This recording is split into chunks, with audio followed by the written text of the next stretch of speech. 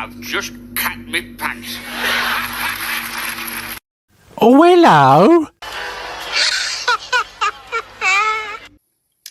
Please put down your weapon. You have 20 seconds to comply. Or I will definitely fuck you up! What?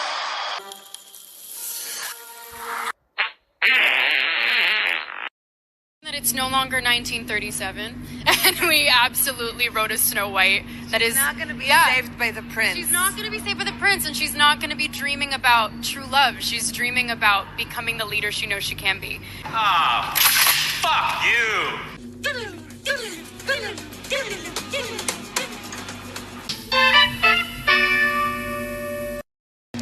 One ugly motherfucker.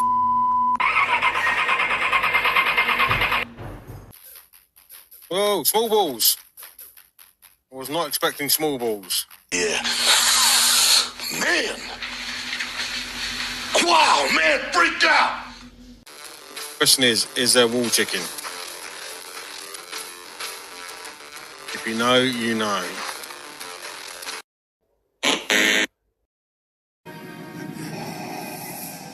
Be careful not to choke on your aspirations, Director.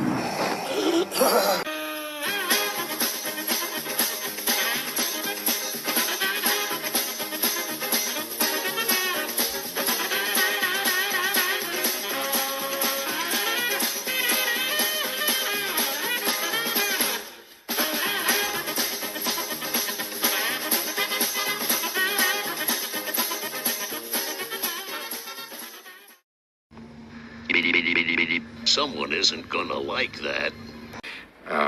I don't care.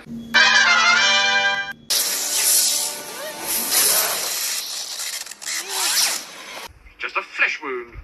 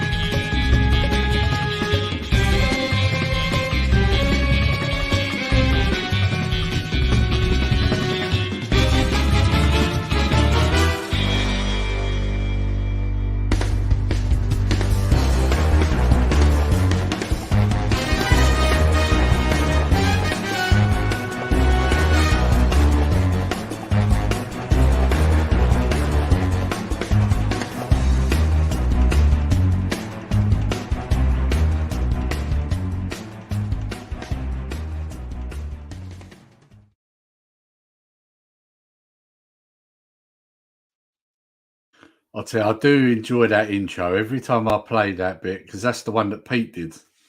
Oh, yeah. That is pretty cool. It is good, yeah. Chef asked him to do it, and he did a really good job. Like, yeah, I do enjoy that. It's really good. I don't know how he does it. He's really good at this sort of thing, isn't he? Talent. That's what it is. Yeah, yeah. Well, hi, guys. Welcome to Second Chance Comics. You might notice that Chef's got slimmer. Yeah, basically, Chef's had another engagement. So I asked if Scott could come on because, well, I mean, as I knock the microphone, you've got a retro shop and obviously you stock a lot of comics. I also know you happen to like to collect them as well. So you just seemed like a logical choice. So yeah. Yeah, no, looking forward to it. It'll be interesting to talk about something other than video games. Yes. And films. So yeah. And I also know that you're a Batman fan, the same as me, so that'll be good too. So yeah.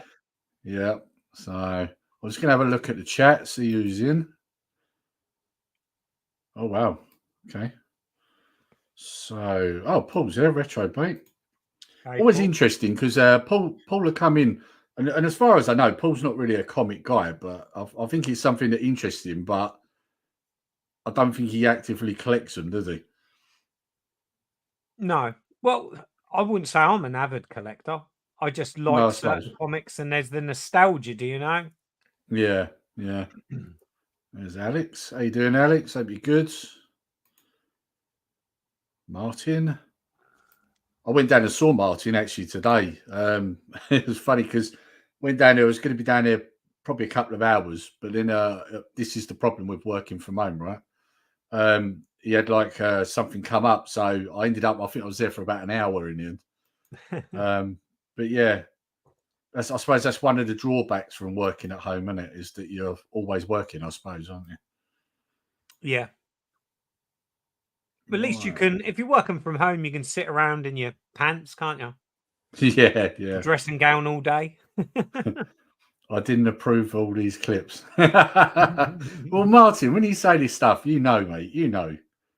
You know, if it ain't Chef who uses it, it'll be me. Hey, James, hope you're well. How you doing, Jamie?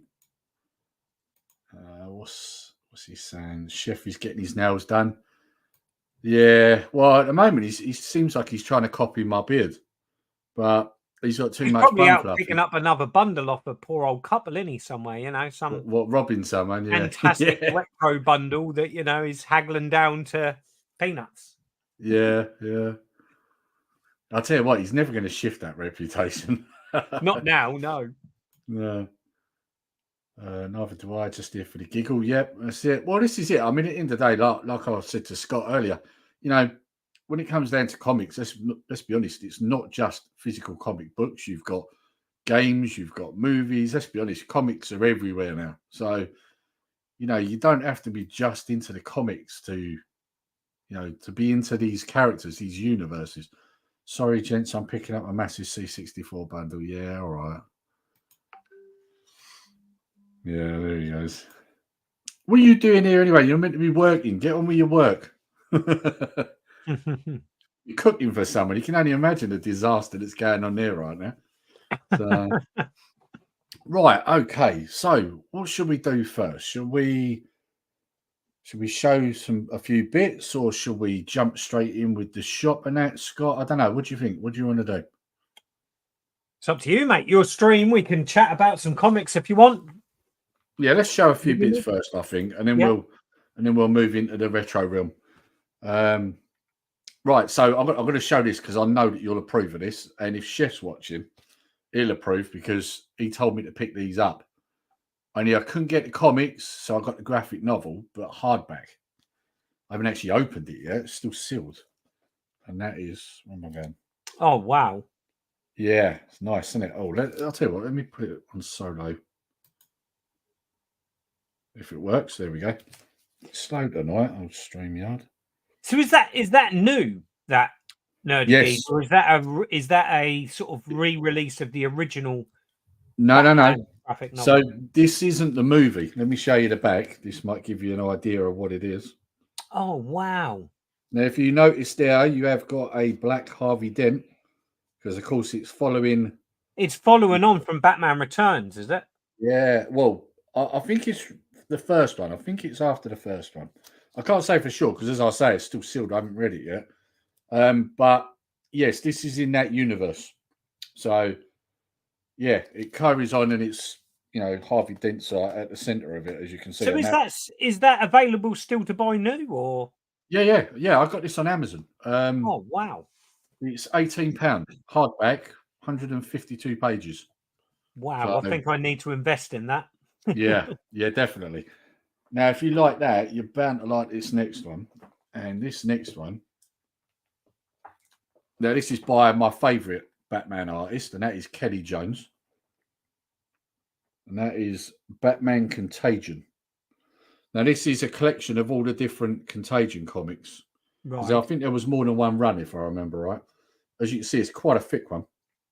That looks nice as well. Now, this was second hand, wasn't brand new, but you wouldn't think it. It looks new, doesn't it? £9. Bargain. Yeah, bargain. Yeah, absolutely. And as you can see, this is how you can tell it's Kelly Jones, is that look at the ears. See the ears? Yeah, the long ears. Yeah. So, a bit of a story about Kelly Jones, actually. So, a few of the guys in the WhatsApp group will already know this, but I was on Hill versus Babyface's stream Hang on, let's put this down to a normal layout. I was in the chat on his stream, and it's called The Real BBC, and he had Kelly Jones on because Kelly Jones has got a comic coming out. I think I told you about it, Scott, didn't I? Yeah, the Dracula one, Dracula the Impaler. It looks really good. And basically, the way it works on there, because he gets so many people comes onto his streams, what you normally do is you send a super chat. So, you donate like $1.99 or whatever. It highlights your chat. So I did that, and he read it to Kelly Jones. And it basically was me like sort of geeking out, going, I actually preferred the long ears. I preferred your artwork. And he read it to him, and he smiled. He said, "Oh, thanks, Nerdy Geezer. I appreciate that, So, yeah, I proper geeked out. I turned into like a 10-year-old again. But, yeah, it was pretty cool. Like, you don't expect that, do you? So, no. Yeah, he's a bit of a legend as far as I'm concerned. So that was pretty cool. So, so the other things I was going to show, this is what I was talking about earlier, Scott. This is why I was asking about that DC Marvel crossover. Yeah. Because I picked this up. Now, you might notice something there. Yeah. It's not a Marvel and it's not a DC. It's an amalgam comic. And you might notice that there's a Superman logo and a Captain America there. And it's called Super Soldier. So these are crosses of two different characters. So that one's obviously Captain America and Superman. When was that released, that one, Lee? 90s, I believe. 90s, right? Okay. Yeah. Then you got, these are all number ones because they're one shots. So you've got Doctor Strange Fate. I don't think I need to tell you who they are. But obviously it's a cross of two characters, Doctor Strange, Doctor Fate. And of course, as we know, Marvel and DC used to copy each other all the time. So obviously a lot of these characters are very similar to each other. So it kind of makes sense to do a crossover, don't it? Yeah. And then you got this one, Dark Claw. As you can see, that is Wolverine blended with Batman. Interesting. Yeah. Now, the thing is, there is another one. Do you remember, Scott? I bought a load of, I think it was Legends of the Dark Knight comics from yours. Yeah. There's one out that's Legends of the Dark Knight, and it's called Dark Claw. So there's another Dark Claw comic. So I need to track that down. So yeah. So that's why I asked about that graphic novel you was talking about. Because I thought, well, if that is an amalgamation, maybe it's amalgam comics, not DC or Marvel. So I don't know. I don't know. I need to check on that. All I know is that it was released in 2003. Yeah, that's newer, isn't it? Yeah. Yeah. Oh, hello. Christ. We started saying here, look at all the comments from Chef.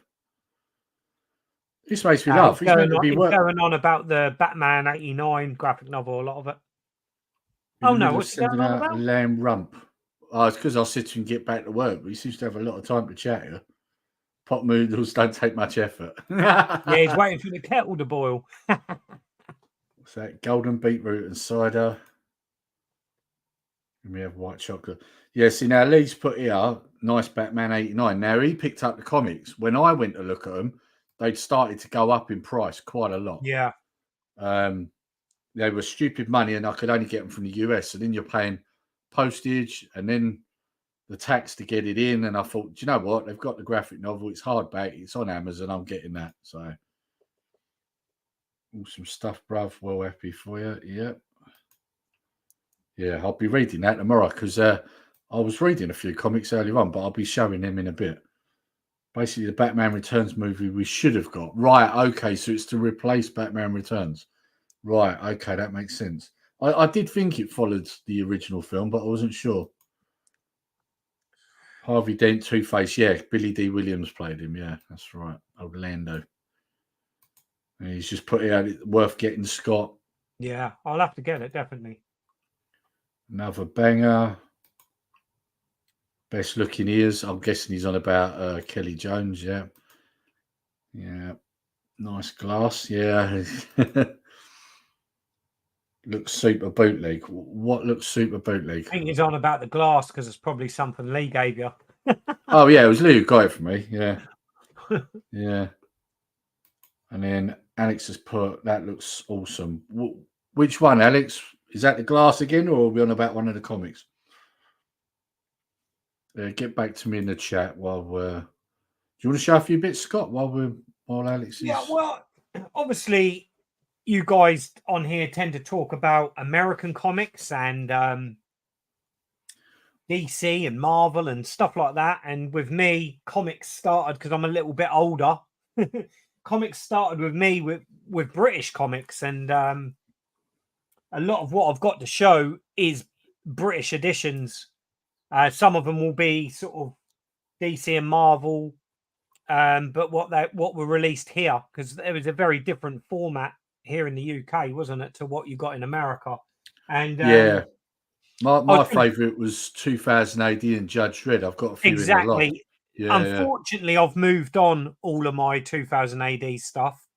I've done that a few years ago, but one series I did keep, and this is the comic book series that got me into comics in general. I was only very young. These come out in about 1981, 82. Okay, yeah. And it's the Scream comic. Wait on, let me put you on solo, because I mean that one's an old one. We need to see that. So basically, I just was mesmerized by the artwork because I was keen on drawing myself. You know, not only did I get into comics, but I started learning how to draw basically, and it was these comics that done it. You know, they're very old and they're proper pulp, aren't they? Yeah, some of them are not in the best condition, but I have got the full set. Scream started off in the Eagle comic. And in the very early 80s, there was like a strike, like a publisher's strike or something like that. And unfortunately, that killed Scream. It only ran for about a year. Oh, really? Yes. And after the strikes, it's a great artwork. It might have been like a printing, or it was definitely some big strike here in the UK, which really affected sort of comic books. Really good artwork, and the fonts amazing, and that as well. Yeah, it's really good. Yeah. And you know my love for horror. You know, at the time I was watching Hammer horror films with my mum. And when these launched, these actually got a TV advert. That's nice. I like that with the hand coming out. That's really cool. These were advertised on television, and obviously they're aimed at kids, and you got a free gift. Like in the first episode, you got a set of fangs. Yeah. You got like spider webs and stuff like that. But I won't go through them all because there's loads, but I did want to highlight the one I remember the most. And this came a few years after. And I can remember, I don't know, that I had a really bad accident when I was a kid. Oh, you on about your scar? Yeah, which nearly killed me. And I can remember when I was in hospital, my mum got me this comic, and it kind of got me through the trauma of being in hospital, being so young. And also, when I got back to school after the accident, I was allowed to take this comic book in. Yeah. And I used to always draw this cover. I just thought this cover was amazing. Yeah, that is pretty smart. Like the way that you can't see his face, and then you got the glowing eyes, and the candle in the skull. Let me take it out with this bag. So you can see it a bit better. But look at the detail on that. So on that one, they put a proper cover on it. That wasn't just a pulp, that one, was it? Yeah, this was a few years later, because what happened is obviously Scream then went into Eagle, and it just had a section, and they were repeating the old stories in Eagle. And then what they would do in the UK is in the summer holidays, they would release a holiday special. So for a few years, because if you notice, this is a lot more money, 60p, when the others were like 20p or whatever. Yeah, you can definitely. So every summer they would release one of these, and I just remember the memories. It took me a long while to track this one down, and I just remember all the art, and it used to go on about the London Dungeon as well. There's a lovely advert about the London Dungeon. Oh yeah. So what year was this? 80s, right? Yeah, this was 80s. I want to say this was probably like the original set was 82. This was 1985. So the summer holiday specials were still going, even though Scream ended in like 83 or whatever. Wow. But yeah, I've got a lot of memories with that one. Like I said, I used to draw that cover so many times. And that's kind of what got me into comics, and probably what's sort of set me in the sort of comics I collect, really. And what Yeah. I'll pick up and what I gravitate to. Because obviously I've got sort of like editions like that. Oh, Pinhead. Yeah, that Where looks this smart, doesn't it? this one is actually signed by Doug Bradley. Just so you know, right now, Paul's just like dirtied himself. Like, you know.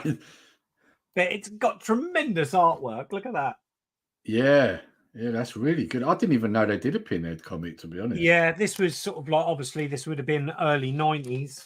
Yeah. Got a nice sort of foil cover as well. Yeah, most of my stuff, really, a lot of it is horror, but they bring out these every now and again. These were a few years ago, and that is the 13th Floor, which was a story with Inside Screen. Yeah. So they brought out sort of, it's like compilations, really. I mean, this is every single 13th Floor that was ever released, all in one graphic novel. Oh, nice. Another series of horror, which I don't have many. I've got some somewhere, but I don't think I pulled them out. Is Misty. Misty, as well as a British comic, which is sort of like horror as well. Yeah, and I've that heard was of related Misty. to Scream. But basically, with the Scream comics, is you had to buy it weekly or fortnightly to catch up with the stories, because it was like a series. So each page would be a different story, and then you would have to buy them each week or whatever to get the follow-up. And it's just nice to get all of the 13th Floor in one book. Yeah, it's quite a big book as well. Do you know how many pages that is, Scott?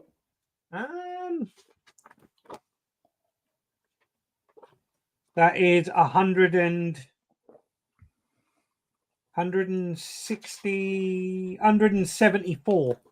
Yeah. Oh, we've got 174. Okay. Yeah, that's quite a substantial one. We got a question here. What's your favourite comics?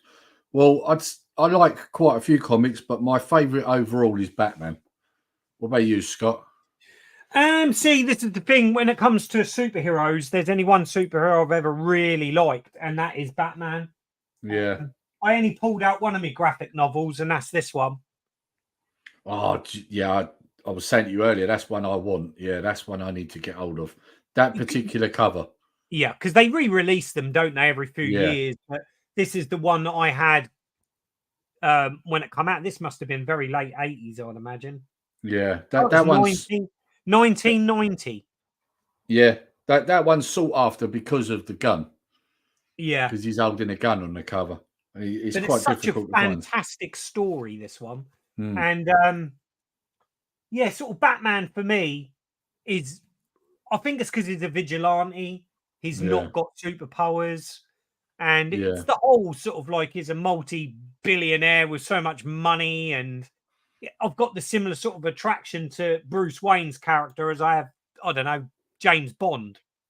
You know, when I grew up, I wish I had his money and his don't we all?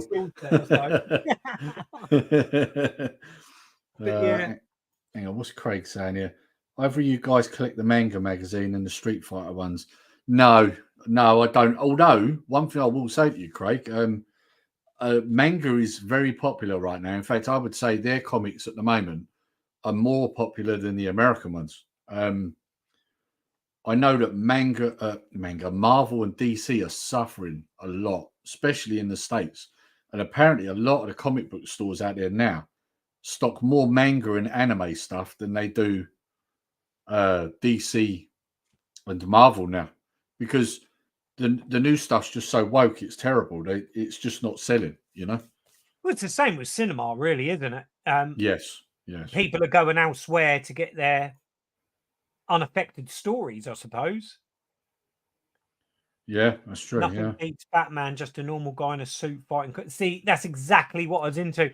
My best mate growing up loved Superman. I like Superman, but not as much as Batman. Superman, but I just feel like some superheroes are overpowered. It's really Yes. hard to have a gritty story about someone that can't be defeated, really. And Yeah, I mean, there's only really two things that really defeat him. One's kryptonite, and one is a red sun. That's pretty much it, really, when you look at it.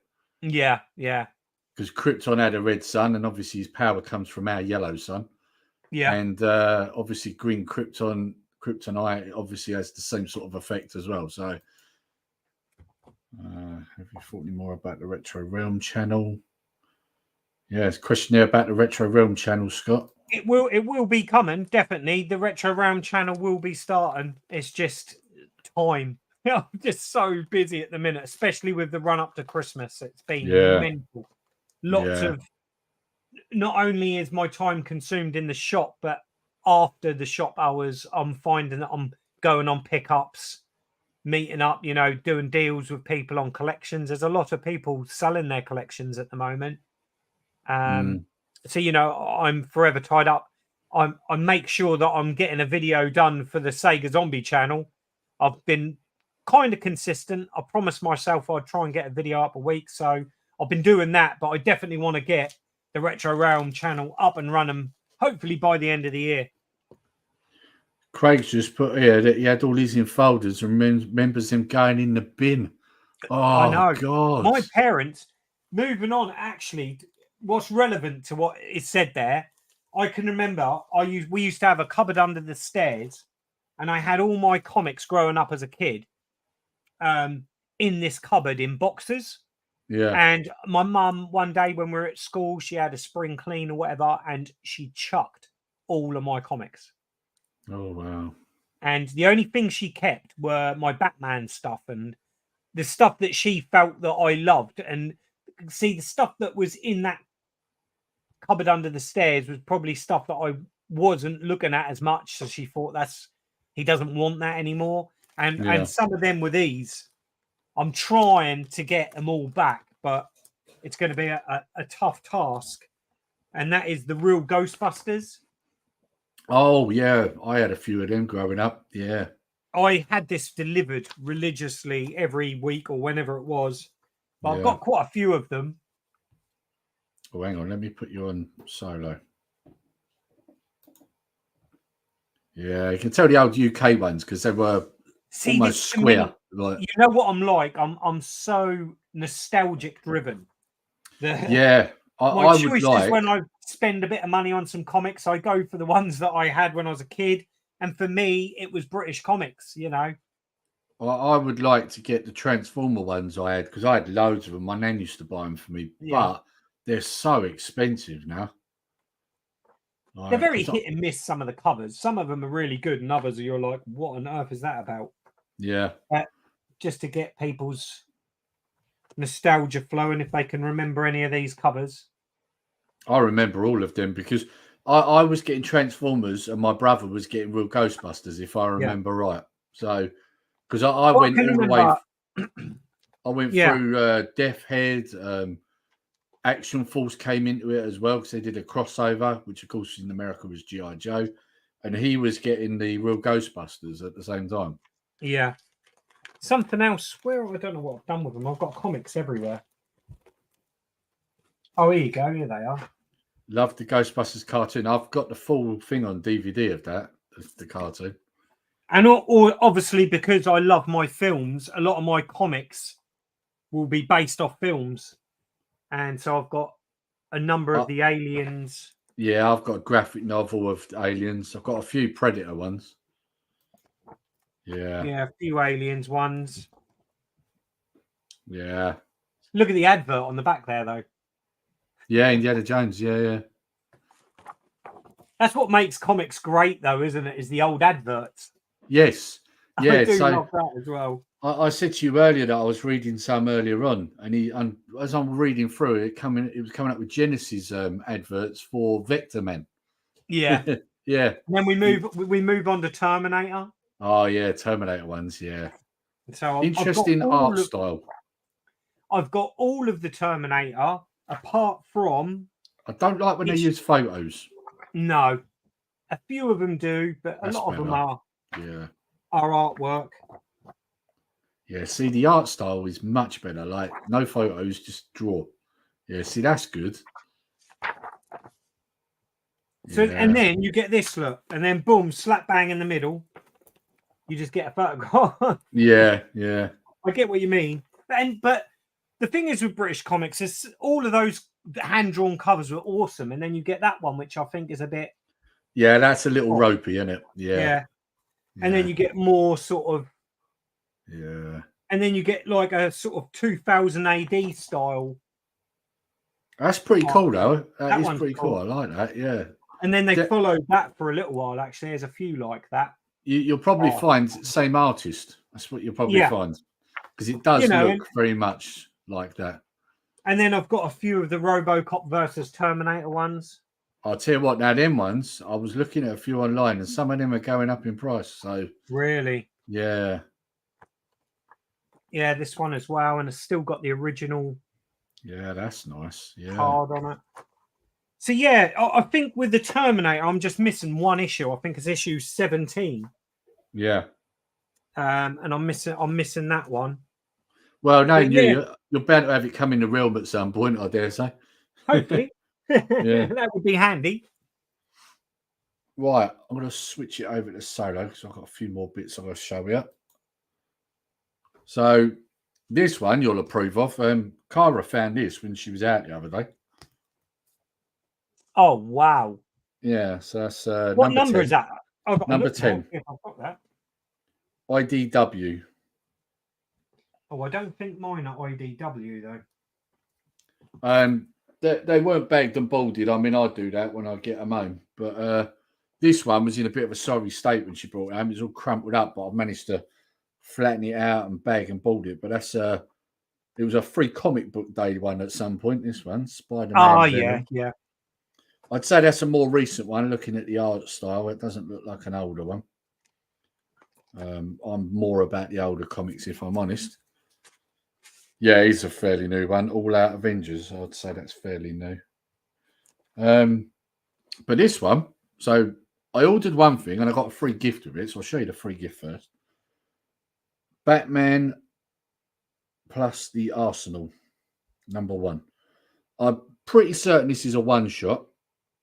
So if you're wondering who the Arsenal is basically, and I've got my hand over him, he's basically the protege of Green Arrow. And he ends up being his own sort of, vigilante, I suppose. So, yeah, quite a thick one, that as well. So, an interesting one. They team up in that one. And what I really ordered was these. And these ones I think people will definitely approve of. I've already got the first run they did. There's 3 runs in total. This is the second run. I've got to be honest, didn't think this run was as good as the first one. The artwork wasn't as good, and the story wasn't as good, I don't think, but the covers look pretty great, and that is Batman vs. Predator 2. So this is a 4-run comic, or 4 comic runs, should I say. That's the first one. And it's the look of Batman, for example, one of the things I don't like. He looks very different in the first line. So that's #1. The other thing is, whoever wrote this, I don't think really knew much about Predator. And I'll kind of explain that in a minute. But this is #2. Now, the artwork for the Predator is a bit ropey, I think, in places. Like, his head looks too big. It looks out of proportion. And I don't like the mask. It don't really look like the Predator, if you know what I mean. Here's the third one. That one don't look so bad. I was going to say that one, he looks better. He's coming out of his cloak, yeah.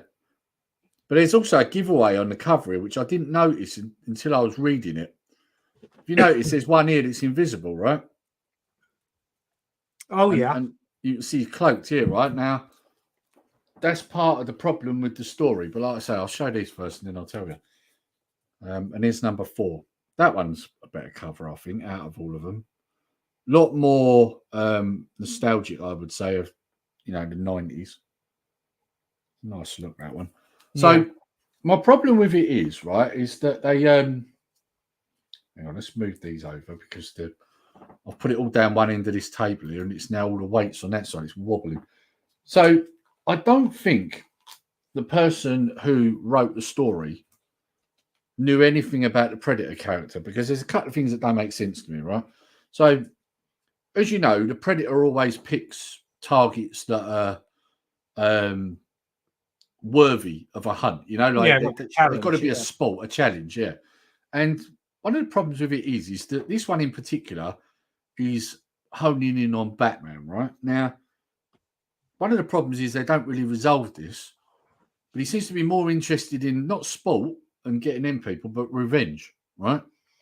So I can only assume, judging by what you find in the comic, is that he's somehow related to the one that got killed by Batman in the first run, right? Right. So that's you have to kind of make that up in your own head. It doesn't really tell you that, but the real problem with it is that two others land hunting him, very similar to that movie they did a little while back. Yeah. Only instead of one massive one, it's two normal ones hunting him. They don't really explain why, but obviously he's broke some sort of rule, probably because he's not doing it for the sport, he's doing it for revenge, maybe, I don't know. But then he kills one of the ones that's after him, and I just thought that is so fundamentally wrong, because in the Predator films, they never interfere with each other, or at least they didn't until that Monstrosity film came out a little while ago. The Predators don't interfere. The only time they interfere is to recover the body after they've lost the hunt, isn't it? Yeah. They certainly don't kill each other until you get to, like I say, that Monstrosity they brought out a couple of years ago. So it was just things like that. As I was reading it, I was like, this is not how the Predator is. Like, and like I say, the story wasn't as good. Like in the first one, he beats him by building a suit that can reflect the caster weapon, the plasma caster, and obviously increases strength from that, so he can fight him. In this one, he just makes a scrambler to cause him to decloak, but doesn't wear the suit. And I thought, this doesn't make sense now. He'd get pulverized, So I don't know. It just wasn't as good. But I wanted to get it because I'm a big fan of Batman. I'm a big fan of the Predator. I've got the first run. I've now got the second. I need to get the third run, but I just hope it's better than that one. I didn't think that one was as good. So the art style definitely wasn't as good. So yeah, which was a bit of a shame. So right, Scott, you got anything else, or? I was just seeing that Retrohead has put Sonic 1 is amazing and he loves your hoodie. I've got some Sonic. Oh, my Superman. Yeah. I've got some Sonic. That's issue number 1, but this is done by Archie. Oh, right. Okay. Yeah. Archie. Yeah. That's the American thing, isn't it? Archie. Yeah. Yeah. So I've got loads of Sonic. Hang on, let me put you on solo, Scott, so we can have a look at them. Oh, and that's the old look for Sonic as well, isn't it? Yeah. Yeah, I like that. Kind of. These aren't in any order, so they're going to jump. This one I thought was pretty cool. Sonic Kids. No, little kids. Yeah. Can you remember the Muppet Babies? Yes, Muppet Babies. Yeah. It kind of reminds me of that. Yeah, I like that one. That one's pretty cool. That's really cool, that artwork, isn't it? Yeah. To be fair, I've had these a while and I've not read any of them. I just like the covers. Do you know there's a comic called Archie, isn't there? There is, yeah. There was an actual cartoon as well. Well, they've done a crossover apparently with Predator. I need to find that. Yeah. Can you imagine? That's got to be interesting, that, isn't it? I like how that's done in the style of the Mega Drive. Yeah, the game. Yeah, same font. Really cool. Yeah, it's nice. Nice. But yeah, I've got loads of them. Absolutely loads. So are these all ones that you already had, or are these ones that you got that come in the shop or something? These came in the shop actually when I was in the original pod. Someone brought them in, and I've actually had Sonic issue 1 come in a few times. I've got one in the shop at the moment actually, which is in lovely condition. Oh, You might But have to put that aside for me, Scott. It's like a 25 quid comic, that one. You might have to put that aside for me then. If that's the number one and you've got one, I'll definitely have Yeah, that. I've definitely got number one. It's bagged and boarded in the shop. Oh, nice. Even better. Yeah. Yeah, I've still got loads more to show. Cool. Keep going, mate. Keep going. I mean, Yeah, I've got a few more, but keep going. Let's get you on solo. Sticking on the game scene, actually, I picked this up off a car boot sale. I think it was last summer, not this summer, but the summer gone. And that's the Streets of Rage graphic novel. Now, see, I never knew they did one of them. Nor did I until I see it at the car boot. And the guy, he's a comic book dealer that had all like Marvel, DC, all that sort of stuff. And he had no clue. I just said, how much is the Streets of Rage comic? And he just sent £2. So I gave him like literally £2 for this. Wow. And I just thought, I like the artwork. I think the artwork's pretty good. Yeah. That isn't very good. I don't like the cover so much. Yeah, no, the cover's not so great. No, yeah. But the inside, but the artwork inside is pretty solid, actually. Well, see, that's the thing. Quite often you'll find that the artwork inside's not the same person who did the cover. You find that quite a lot. So. And again, this is a British release. Yeah. So whether it'd be probably very different if it was an American one. Yeah, interesting. I never knew that existed. But going on from Scream, and that my most of my love in comic book is horror, and obviously Sega Zombie. It's heavily kind of implied in the name. Yeah, I'm going to be heavily influenced by zombies, and I'm a bit worried here because I've got a volume missing, and I don't know what I've done with it. But we've got The Walking Dead. Do you know what? I've just noticed I'm very distracted. You've got a multi-mega over your shoulder. I can see it. Oh, yeah. I've got that ready to do my video, actually. Nice. But yeah, no, yes. I'm actually really concerned because volume 1 is missing. And I don't know what I've done with it.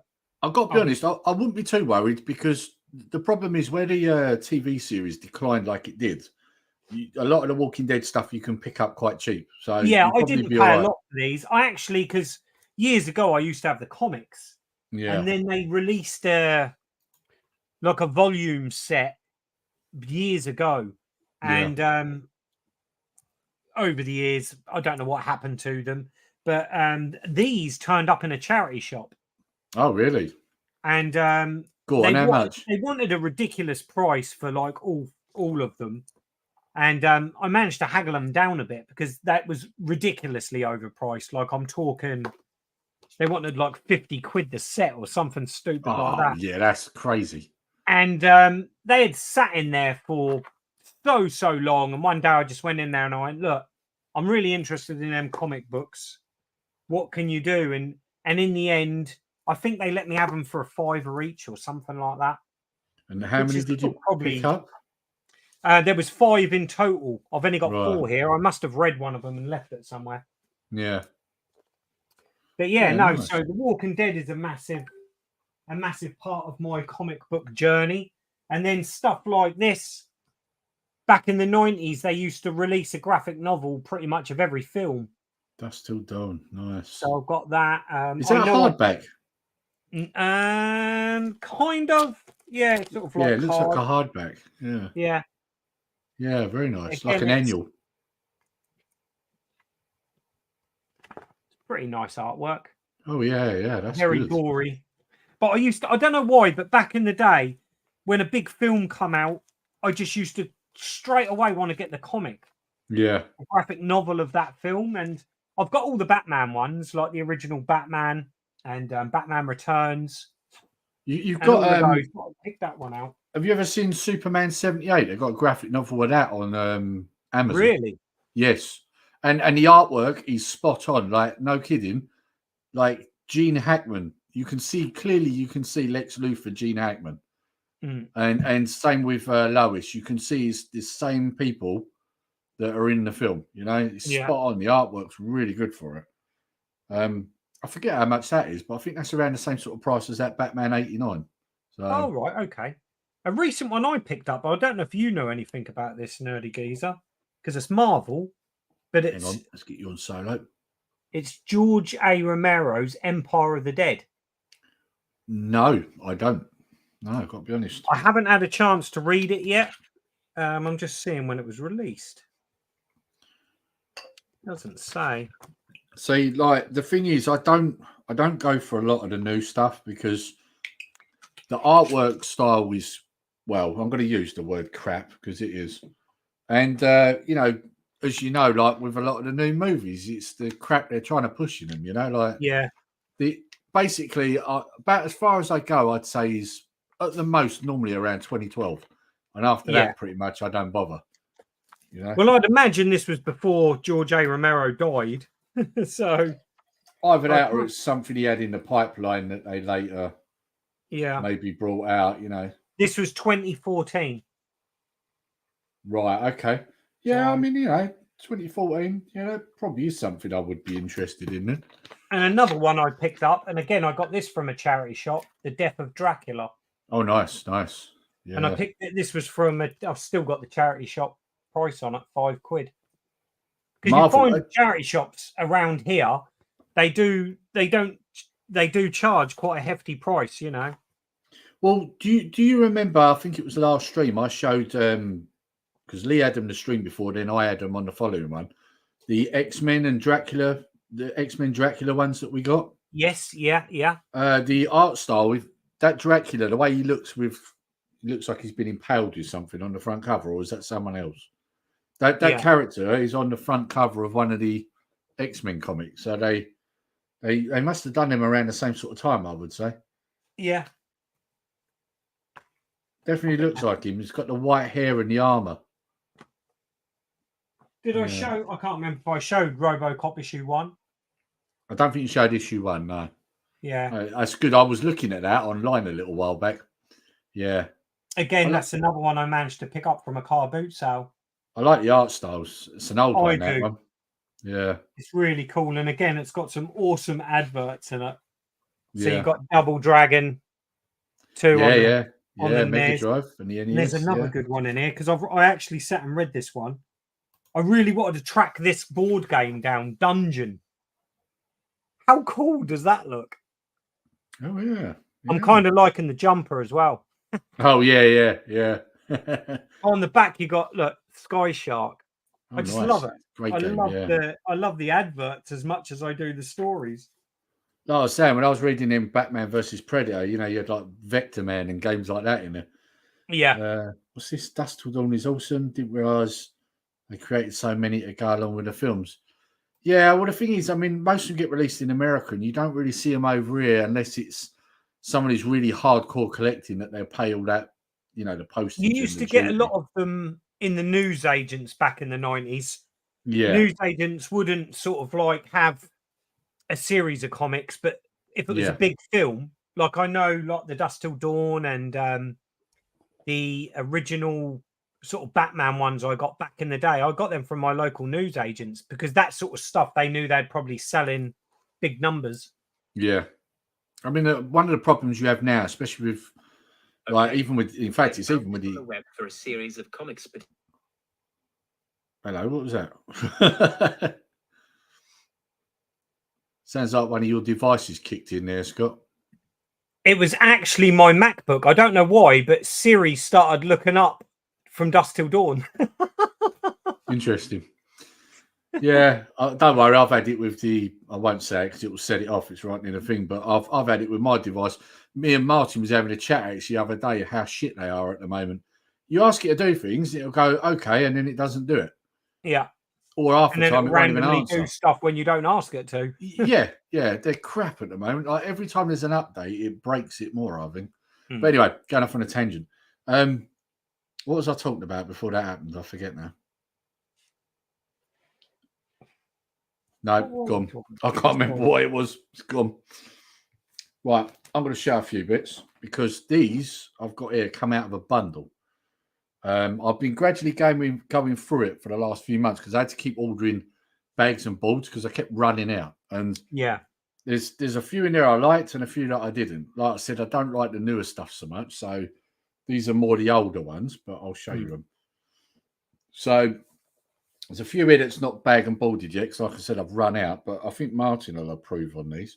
Now, let me find number one. So these are House of M, but these are the Fantastic Four House of M. So The Fantastic Four, I never liked. I never liked any of the films, the cartoon, the comics. I see. I didn't mind Fantastic Four. I liked the Thing, but the thing is, I mean, you know, when you bodybuild like I did, you kind of end up you automatically become a fan of Hulk and the Thing. It's just one of them things, you know. Yeah, I definitely like the Hulk. So that's number 2. So that's obviously Doom there. Well, at least I'm guessing that's Doom. It looks like him. Don't like how he looks there, though. I've got to be honest. He looks better with the old mask, doesn't he? That's not a good look for him. So that's number 2. This one's like a free comic book run. Yeah. Is that number 3? No, that's the one I just showed. Duh. I'll find it in a minute. Hang on. I've mixed them all up because I've got several different piles here. I put it down in the wrong pile. So there's number 3 of that run. Like I say, I haven't had a chance to bag and board these. These are still in the... Now, the thing is, this bundle was a huge bundle, and I got it for silly money, like on eBay. It was from Cancer Research, I think. £21 I paid for it, and I can tell there's more than enough in there. Now, this one here, this is a comic, but it's not your average comic. Now, I don't know if you can see there, but in fact, I'll take it out of the sleeve because this one's not sealed yet. I don't know if you can see it. Yeah, look at the bottom. See what that says? The Vengeance of Frankenstein. Yeah, and he's fighting Wolverine. Oh, wow. Sensual X-Men. So it's not that old because it's got Guardians of the Galaxy, the first film. So it's obviously not that old. 2014, I'd say. But I liked the art style on it. And when I saw it was Frankenstein, I thought, oh, that's an unusual one. And it's got like a kind of, it's not a flimsy, it's not hardback, but it's not flimsy either. It's a different type of cover. But let me find some of the artwork. Like, unfortunately, it kind of suffers from some of this new sort of artwork inside. Like Wolverine's got, I mean, you can see it there. Look, he's got like virtually no ears. That's a, I'm sorry, but that is a shit look for Wolverine. I don't like that at all.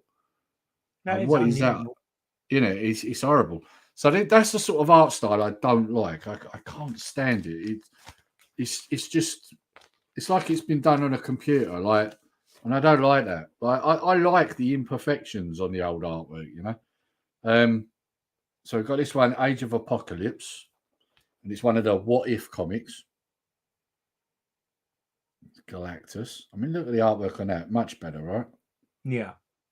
Yeah. Do you think some of the modern artwork is because you can digitally read comics nowadays?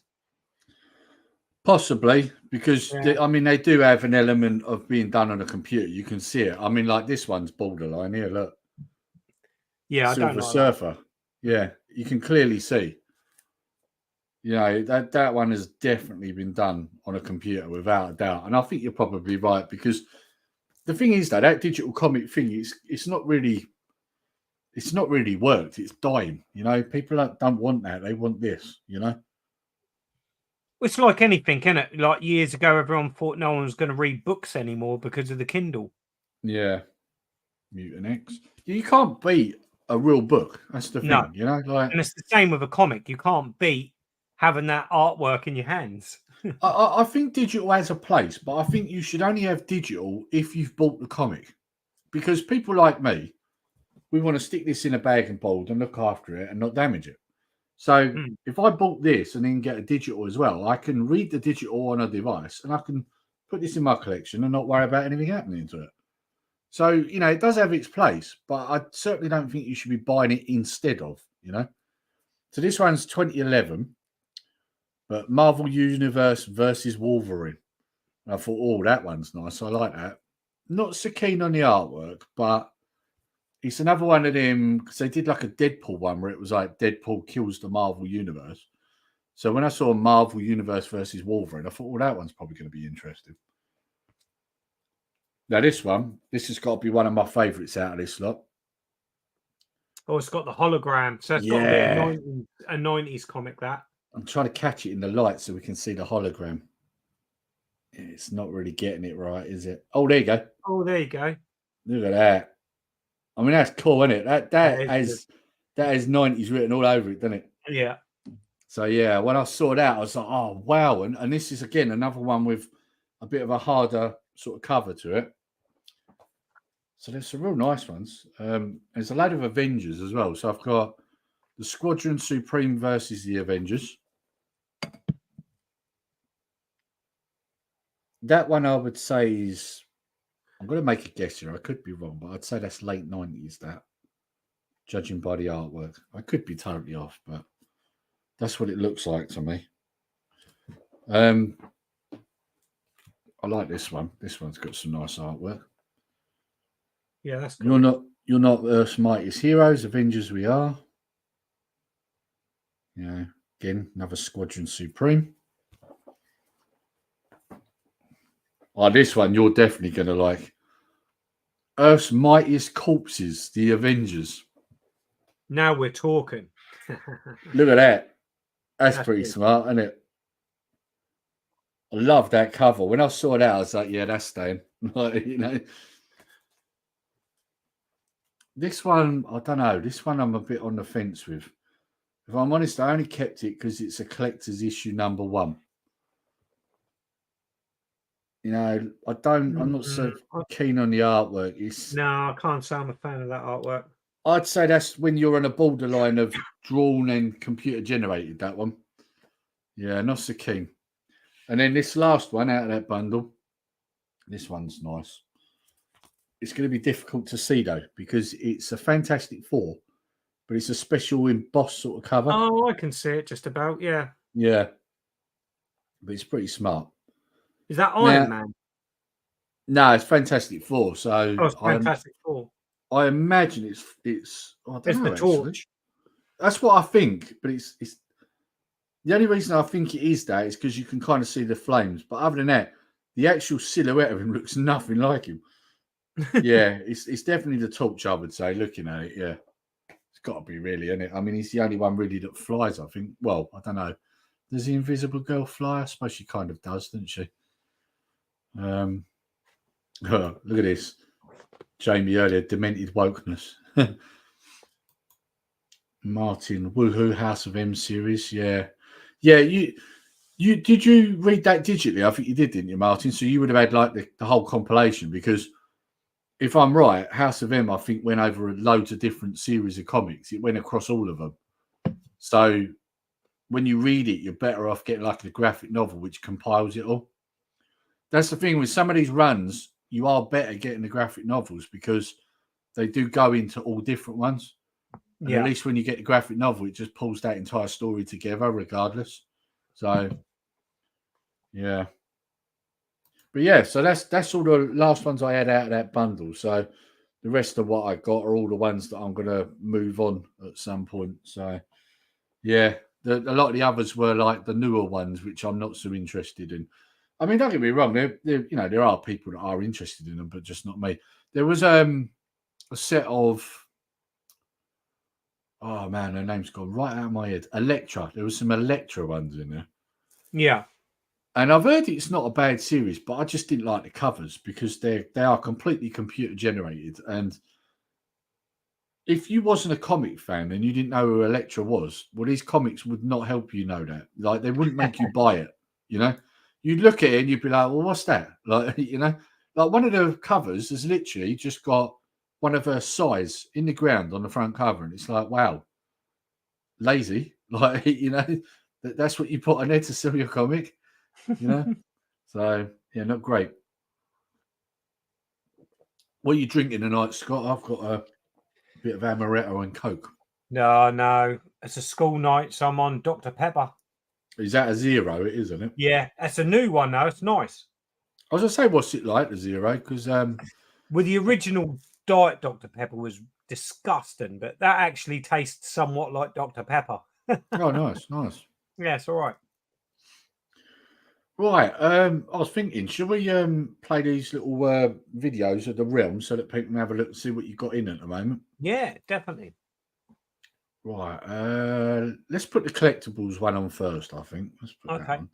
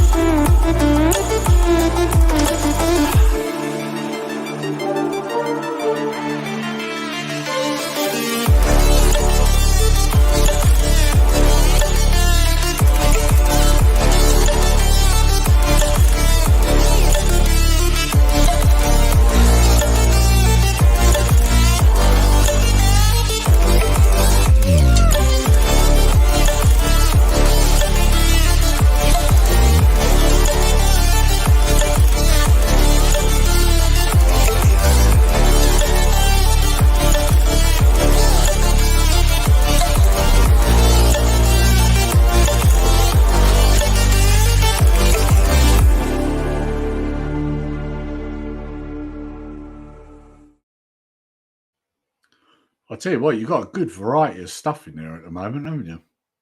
Yeah, no, it's I kind of work really hard to do that. I want it to be nostalgic for a lot of people, so you've got a lot of the retro collectibles in there, and it ranges across all different things and modern collectibles as well, because that's just as popular. The anime stuff as well, sort of like your Dragon Ball Z, One Piece. That's very popular at the moment, so I'm selling lots of that. I kind of wish I was a Dragon Ball Z fan, because I do like the look of the characters. I'm just not a fan of it. You know? I've never watched it. I've never ever watched Dragon Ball Z ever. I tried have no to. idea what it's about. I mean, I know they redid it, because the ones I saw originally, you know, people say, "Oh, they're the best of the originals," but I actually found them quite annoying. Like you'd see an entire episode of one of the characters just going like this, powering up for an entire episode. Yeah, and it's like, this is crap. What is this? Like, you know. But some reason people love it. So, you know, each to their own, I guess. It's crazy what comes in, because for a long time I didn't have many Turtles figures. Yeah. And literally this guy came in and sold his whole collection. Yeah. And what you find with the early Turtle figures is it's not the Turtles themselves that are rare or hard to get. It's the side characters and the villains. Yeah. Yeah. Slash. Is it Slash? Yeah. He's one that's quite hard to find, and he's worth a bit as well. Rocksteady and Bebop. Now I get muddled up which one's which. Rocksteady's the Rhino. One of them's quite popular and quite common, but the other one is really hard to get. And this guy brought these in, and it was just an amazing collection. And literally 2 days later, someone else came in with theirs. And it was just unbelievable how many Turtles figures I've sold over the last month. It is mental. I've had some complete, because it's really hard to get them complete. And a lot of them were complete with all their weapon racks and everything. So it got people quite excited, the Turtles figures I had come in. Well, they've got a new line. I think I already said this to you, Scott, in a message, but in January, from January onwards, they're going to be releasing a new line of Masters of the Universe that's crossed over with Turtles. Yeah, and they look really good. They look really good. So, might have to have a look at them for the collectibles channel. I think they'll be pretty interesting. Tetley's here. Hello, Lou. Tetley. You missed all the good stuff. We just had a look around the room. Should we put the comics one up? Because you did a separate comics one as well, didn't you? Yeah, go for it. Let's have a look.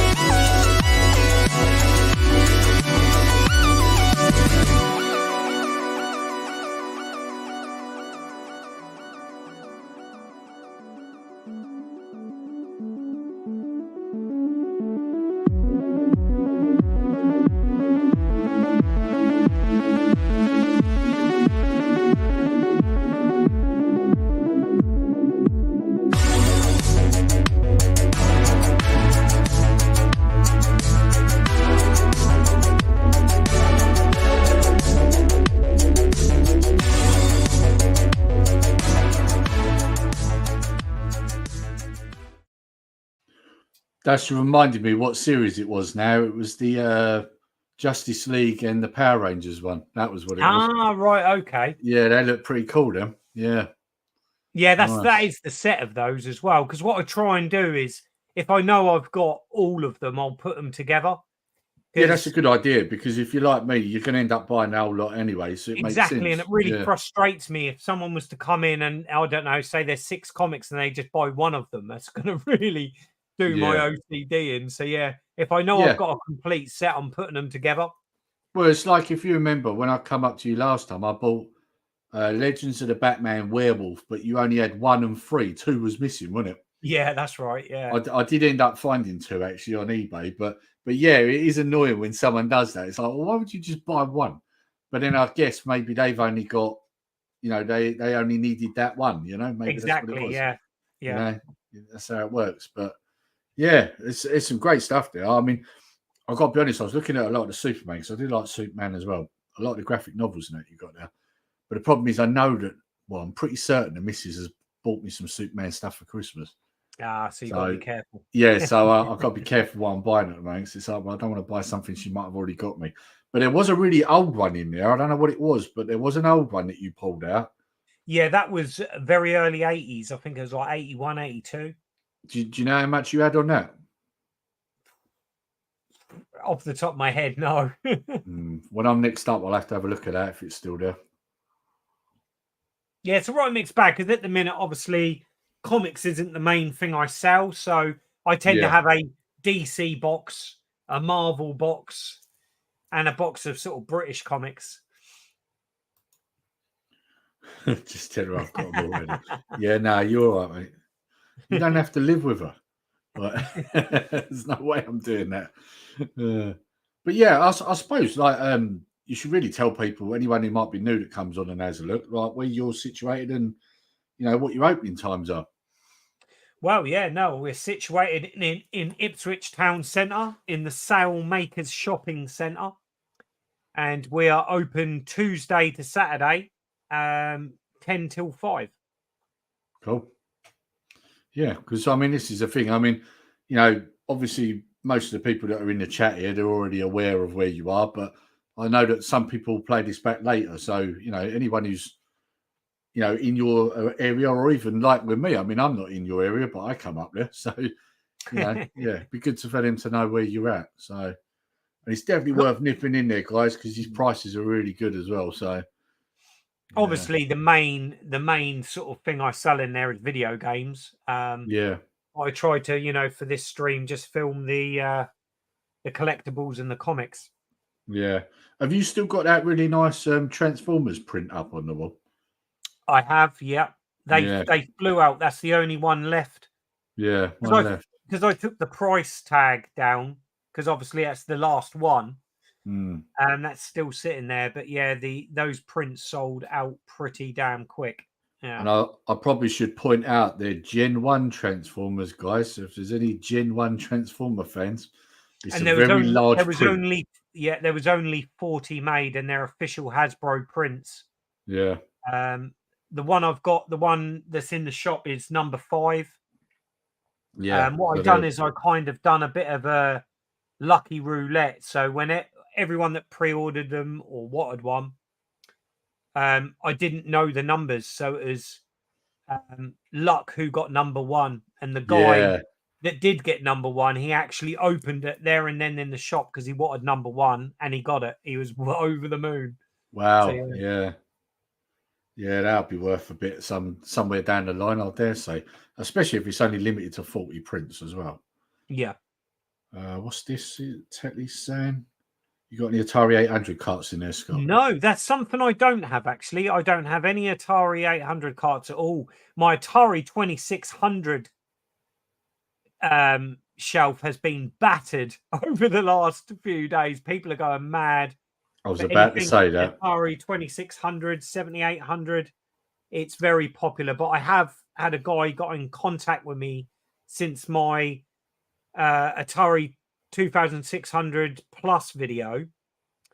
A guy's reached out to me because obviously he knows I run the Retro Realm, and he wants to bring his whole collection in to sell. So hopefully I'll be able to stock that real soon. Yeah, I've got to be honest. I mean, I know this is a comic stream, but I just want to quickly say this about Atari. I never really had nostalgia for it that much. I mean, I did play it occasionally on a mate's one, but I never really had the nostalgia for it, so I never bothered. But I've got to be honest, I'm kind of glad I didn't, because it sounds like there's a few compatibility issues. So yeah, there's a few issues. I'm going to be doing a follow-up video because Ginger Hippie's sending me down lots of cartridges to try, some obscure ones, some interesting ones. So I think I'm going to do a follow-up video because I'm not happy that a lot of these 7800 cartridges that say on the Atari website they work and they're not working. So I've had lots of feedback from that video in the comments. So many people telling me that their carts aren't working. So it's looking like you can't trust the official list that's been released, because there's lots of carts that have got issues. yeah, well, yeah, it definitely sounds that way, and it's kind of annoying as well because obviously, I know, like in the past, the Evercade, for example, got battered, but at least when they did carts, they worked. So you could say that, but yeah, it's always the same when you get a modern device playing old technology. It's always going to have a compatibility issue, especially when you're running emulation. At the end of the day, the Atari Plus is an emulation device, no different to a Retron or a Retro Freak. It dumps the ROM off the cartridge. So if them contacts aren't clean, the device will have issues reading it. So, well, I'm going to bring it back to comics now. Well, kind of comics. It's more movies. Have you seen The Marvels? Nope. If you had the opportunity to, would you watch The Marvels? Probably not. I've not seen the what is it, Captain Marvel? Yeah, I have, unfortunately. I've never seen that. I've got no interest. But for me, it's not because of the agendas. It's more because I'm just tired of Marvel superhero films. So I kind of stopped at that. Was it the Chinese one? I can't remember the name. Shang-Chi. That's the last one I watched. Yeah, I tried to watch that. I turned it off. Yeah. Well, I mean, Captain Marvel film came out. I'm trying to think. I think it was after Infinity War, if I remember right. It was, wasn't it? It was just wasn't it around sort of lockdown time. Yeah, around there. Yeah. But what they tried to do was because the thing is, Brie Larson did a bit of a Rachel Zegler, didn't she? She upset loads of people, saying all these outlandish things, really nasty stuff, and also upset all her cast as well. Which is, if you actually watch some of the press conferences for the Avengers films, they don't like her, and you can tell. Like, she touches one of them at one point, and he moves his arm away. Like, that's that. Yeah. So of course, they led heavily into the fact saying, "Oh, you have to watch this if you're watching Avengers, otherwise it won't make sense." And actually, it doesn't really matter at all. You don't need to watch it. They did that because they knew everybody hated her.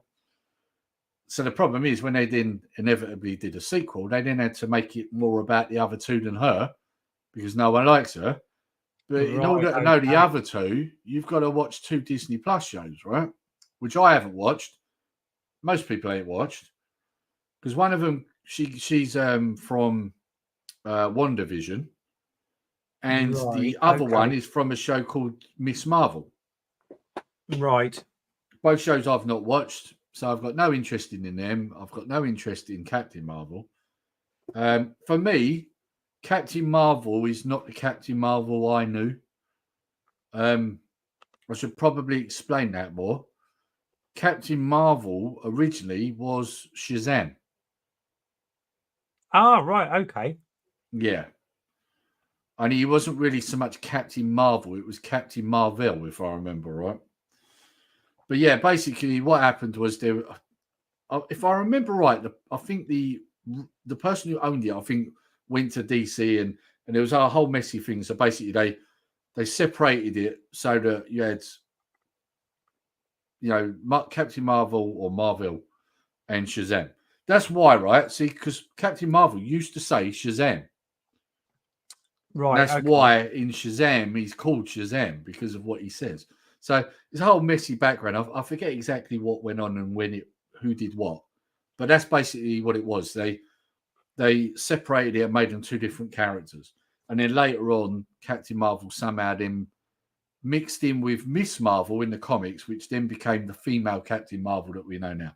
And that storyline's been reset so many times because the comic run just never works. The female version of her never sells. No one. Well, the thing is they've made the character so powerful that it kind of makes everything obsolete. You know, the Avengers didn't need to go through what they went through because where was Captain Marvel to sort it all out?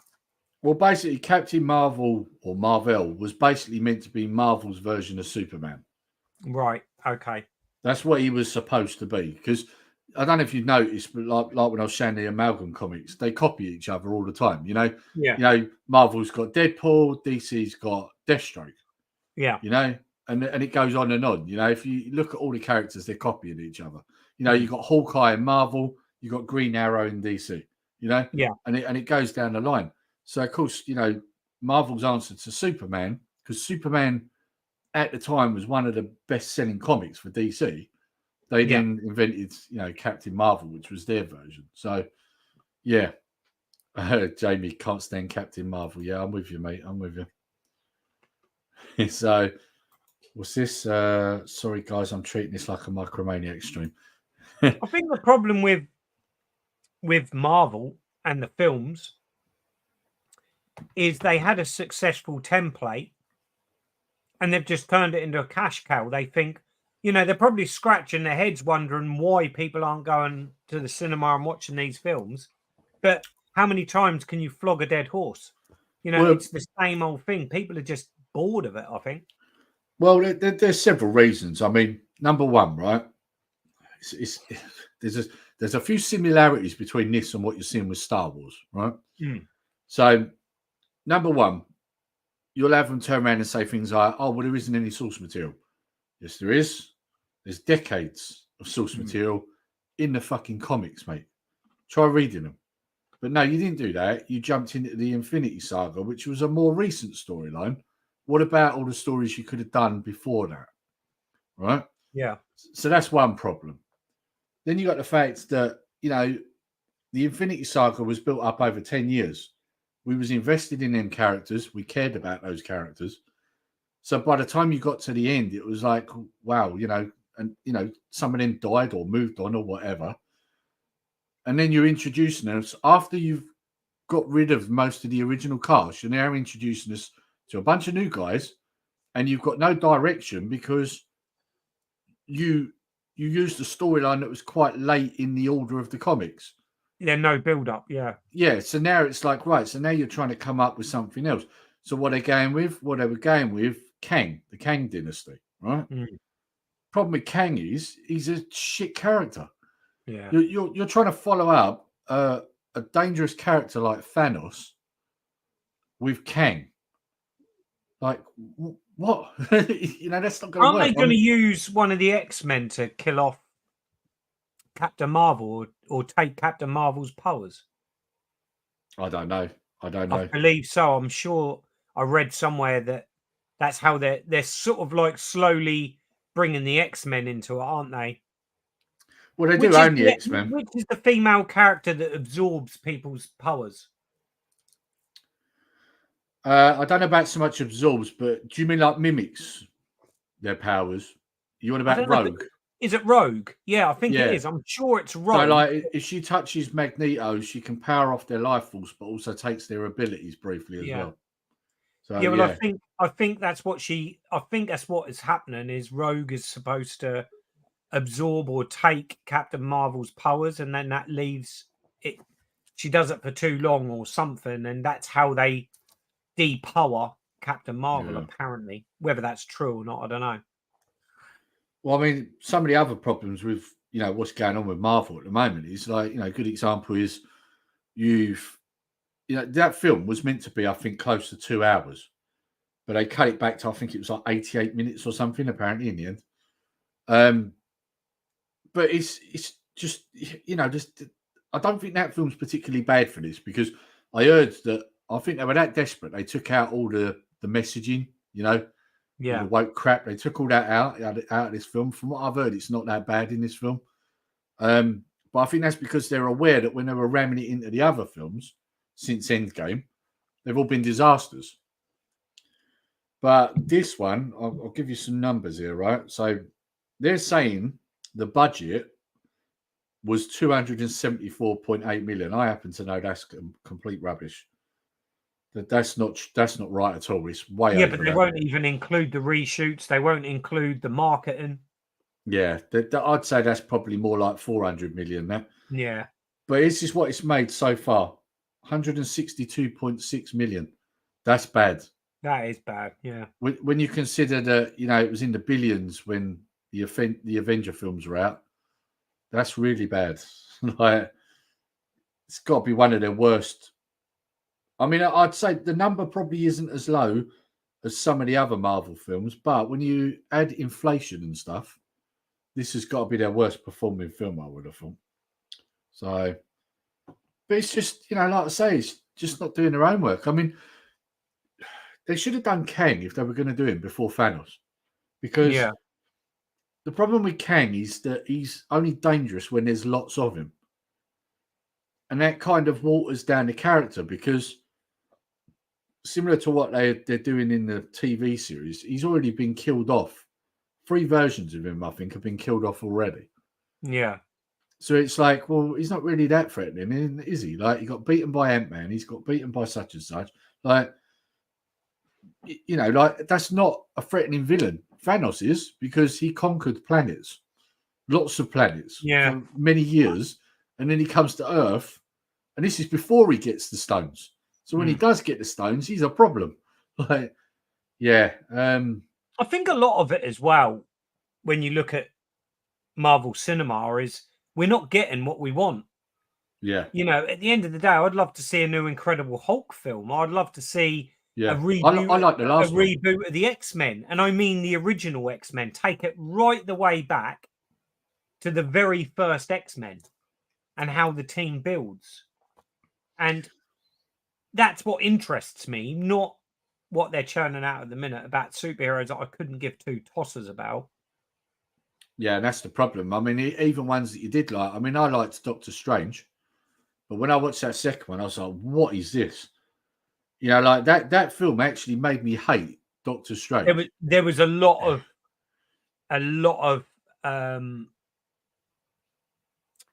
unrest behind the scenes of that film. I think that got lots of reshoots, lots of edits. Oh yeah, the studio interfered left, right, and centre. Yeah, so badly that Sam Raimi kind of was on a hiding to nowhere with that film. Well, he wasn't allowed. I mean, we all know what Sam Raimi's like. He likes to do the horror sort of type stories, and apparently the rumours were that was too dark, and they wanted it changed. They toned it down, and that's what ruined that film. Interference. He reshot a lot of that, I think. Yeah. And I think you can see it in the film as well. You can see that tonally it shifts in places. Well, you could see that it was going to be more about the Scarlet Witch, and it's not. And you're just like, well, what about that new character? Like, they make it all about her, and it's like, well, who is she? Yeah. Like, exactly. Why are you doing this in a Doctor Strange movie? Like, this should be about him, not her. Like, Yeah. So many missteps. But then, it's all this modern shit that they do now, They've just got to take it back to the beginning. They've got to, I don't know. I know they've now got the rights back to the X-Men, haven't they? Yes, because they bought Fox. Is it that Marvel's film where the Beast is in it? What, Miss Marvel? Yeah. Hang on, I'm getting confused now. The Marvels, yeah. Yeah, it is, yeah. You see him at the end. Because what they've done is they've used a CGI version of Kelsey Grammer's Beast. Yeah. I've heard the CGI's a bit ropey at the end. I've not seen it, but yeah, it's interesting. I don't know why they didn't just recast someone else's Beast, to be honest. Like, because Kelsey Grammer's too old. He's never going to play him again unless you de-age him. This is what I mean. They fear that they can't reboot it, but they can. Enough. How many times have they rebooted Spider-Man in the last 20 years? For me, I love the Sam Raimi ones Yeah. because that was more my generation. I don't get me wrong, I like the new guy. I think he's all right. Yeah. But if they can keep rebooting Spider-Man, why can't they reboot the X-Men? And instead of putting new X-Men in it, go back to the beginning. Well, what I And also think that'd be liked, interesting. I also liked that last one where they brought the previous Spider-Man into it. Yes, I enjoyed that. That was a really good film. That was a really Yeah, good film. But you'll that notice was. that wasn't all Marvel, was it? Some of that was Sony. So that's probably why that wasn't as bad as all the Marvel ones we're seeing. Although saying that, Sony are guilty of bad ones. I mean, they did Morbius and that was terrible. So, you know, so. Well, the thing is, right, is when you look at the audience ratios and the percentages, you know, it's like Jamie's just put there that, you know, people want a darker film and people Yeah. do. And the Yeah. demographic that is that it's kind of like 34 to 44-year-olds are the majority male that are going to the cinema and paying to watch these films. Yeah. Yeah. But Disney and Marvel seem to think that isn't their main audience. So Yeah. they're alienating their main audience when, you know, look at the Blade film. That's just going to be disastrous with what they're doing with that.